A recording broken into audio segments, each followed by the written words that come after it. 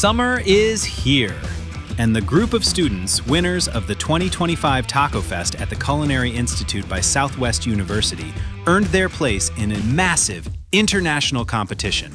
Now, these culinary champions get ready to compete at the 2025 Grill Master HEB Championship in Monterrey, Mexico.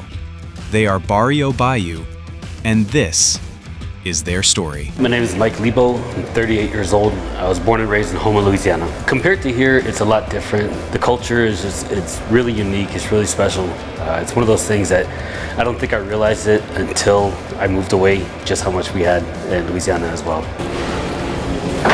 My name is Raul Gonzalez. I'm 22 years old. I've been here for about a year already. And yeah, I'm just a young guy passionate for cooking. I'm from El Paso, Texas, born and raised my whole life. I am Javon, also known as Just 3. I'm from Savannah, Georgia, by way of South Carolina. It's getting a little nerve-wracking. We're 2 weeks away now? Less than 2 weeks, yeah. Today's what, the 4th? So yeah, we're flying in 9 days. So when I was 18, I went to the Marine Corps, and I spent the next 8 years there, kind of moving around, and realized I couldn't keep eating out every day.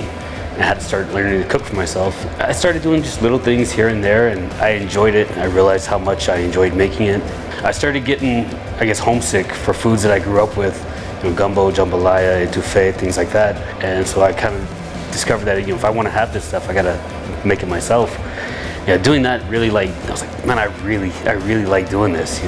I can make this really, really good. So I did grow up in a household full of ladies. So, I would always see my mom, my grandma cooking, especially my grandma. So, I would be out in her house all the time. Instead of being out there playing around with like my cousins, I'd be just stuck there in the kitchen looking to see what they're doing. I wanted to be a chef, it was by accident for real. I grew up in a house full of people, and a lot of times it was just women. So naturally you learn how to cook and clean, and it just became something that I was, interested in. Because I've always been creative, so it was part of creativity. This is a huge thing. There's 99 other teams there, and I realized that we're the new ones. And being able to go and compete on this level, knowing that we're representing El Paso, we're also representing, where some of us are from. We're bringing Southern flavor to it. So it's really a huge honor and a really great learning experience that we're looking forward to. Going out of the U.S. to go represent the city I'm from, it's something exciting to go ahead and do. It's an honor given, I feel like, a minority amongst minorities, So I appreciate the camaraderie. I've been embraced by my El Paso family, so I wear it with pride. Barrio Bayou is something we came up with because we have 4 of us. 2 of us are from right here in El Paso. 2 of us are from the deep south. So we kind of just wanted to make a blend, to have all of us incorporated all our cultures. For me, it means camaraderie. Just like I said, it means it's 4 guys that, arguably been spending all my days with, technically. So we became really close knit. I just see it as family. It just means family to me, to keep it playing. We're more familiar with the bayou and the flavors and the cultures that go with that. Whereas here we have the barrio, and we're really trying to, bring those flavors and those cultures together and make some really good food. It's the name of the group that I'm gonna go with and be able to compete with. So to be quite honest, that's very important to me.